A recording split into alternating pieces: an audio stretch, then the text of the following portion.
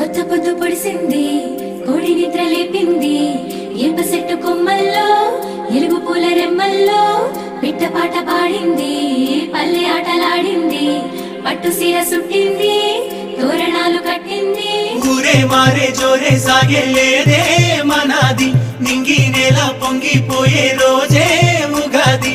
రామాసిలుక వన్నేలుక వసంతమే విరిసెలి.